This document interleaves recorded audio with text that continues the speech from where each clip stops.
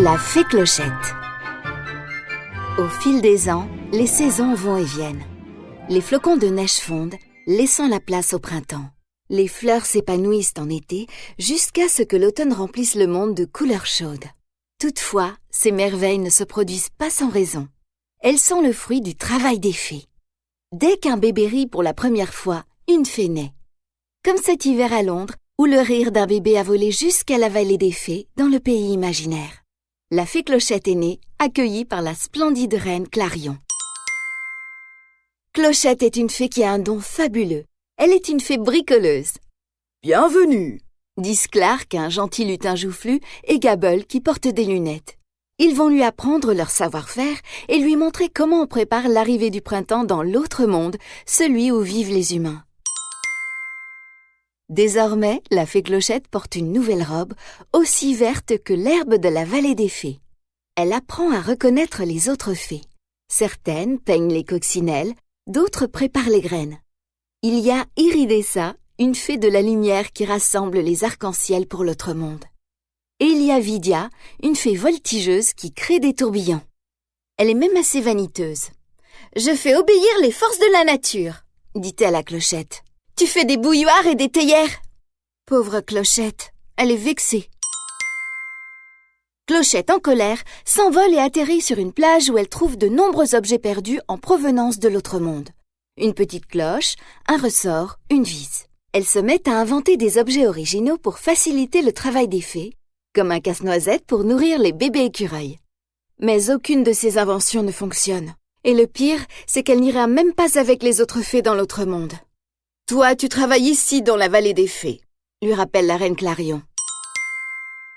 La fée Clochette est déçue, mais elle n'abandonnera pas. Si elle ne peut pas aller dans l'autre monde, elle changera de talent. Personne n'a encore entendu une fée qui changeait de don, mais après tout, il faut une première à tout. D'abord, elle tente de devenir une fée des eaux comme Ondine, qui sait comment décorer des toiles d'araignée à l'aide de gouttes d'eau. C'est un travail très délicat et Clochette n'arrête pas de faire tomber les gouttes. Mieux vaut peut-être essayer autre chose. Elle va voir Iridessa, qui lui explique la tâche d'une fée de la lumière. Lorsque le dernier rayon de soleil de la journée arrive, elle le récupère pour donner aux lucioles leur lumière. Clochette est maladroite et la lumière colle à sa robe. C'en est trop pour la fée Marie, la responsable des fées. Pourquoi Clochette veut-elle devenir quelque chose qu'elle n'est pas? La petite fée se sent si inutile.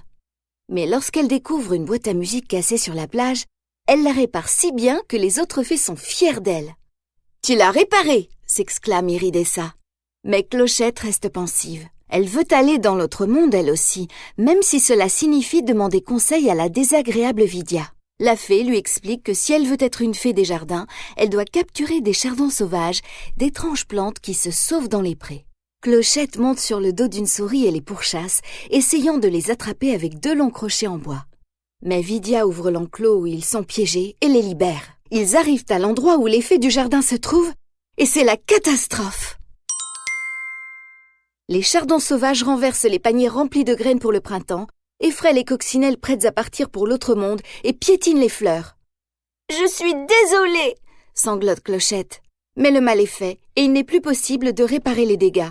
« Par la 2e étoile !» s'exclame la reine Clarion lorsqu'elle comprend ce qui s'est passé. Le printemps ne viendra pas et tout est la faute de la fée Clochette.